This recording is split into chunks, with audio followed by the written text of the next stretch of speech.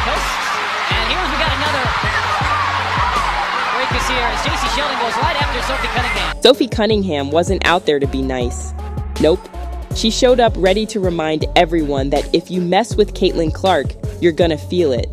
And Sophie Cunningham.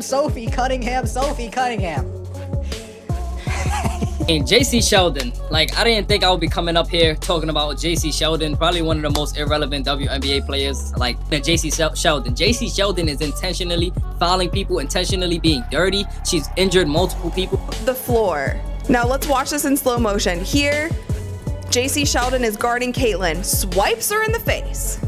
There's one. Going for the ball, swipes her in the eyeball. Caitlin's gonna have to start wearing goggles. And then Caitlin pushes her off of her, why are you still in my face? Marina Mabrey, bat out of hell, chucks Caitlin Clark to the ground. Less than a minute left on the clock. Fever already had the game in the bag. But Sophie? She still had a little unfinished business. JC Sheldon thought she'd sneak in a soft layup to close it out. Sophie spotted her, squared up, and boom, Sheldon hit the floor so hard the whole arena lost its mind. That foul wasn't an accident. It was a promise kept. Don't touch Clark and walk away smiling. Now here's why that hit felt so good for Fever fans. Back on May 30th, the Sun were playing dirty, straight up reckless. Sheldon was all over the place. Sophie got hurt. Sydney Colson's leg got bent the wrong way, and the refs just stood there whistling into the wind. No flagrant, no ejection. Just bruises and excuses. Fever never forgot. Fast forward to this rematch. Clark's back, dropping deep threes like she never left. But guess what? The Sun came with the same cheap tricks. Third quarter, Sheldon goes for a steal, but ends up jabbing Clark right in the eye. Clark's squinting, blinking, probably seeing stars. And the refs? They hand out a technical to Clark too. How does that make sense? If that wasn't dumb enough, Marina Mabrey jumped in like she's auditioning for WWE. Clark's barely got her vision back when Mabrey body checks her to the floor. No basketball move, just pure chaos. The whole crowd's booing, everyone's screaming for an ejection. But the refs, as usual, shrug and hand out another soft tech. By this point, everyone in that building knew Sophie wasn't gonna let this slide. If the officials didn't want to handle it, she would, and she did.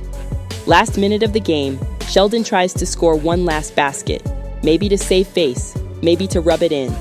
Sophie sees her, remembers everything, the cheap shots, the bruises, the eye poke, and says, "Not today."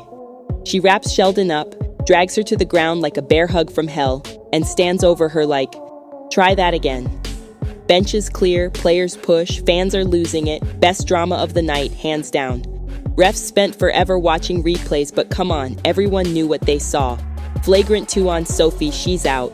Sheldon's out too. And Lindsay Allen gets tossed for extra chaos points. Worth it? Every second.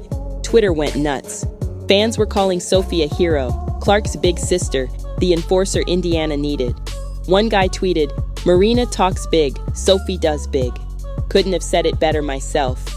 See, this wasn't just a cheap shot back. This was the Fever drawing a line in the sand. You want to bully Clark? Cool. But you better get through Sophie first. Good luck with that. At the end of the night, Fever didn't just win 88-71.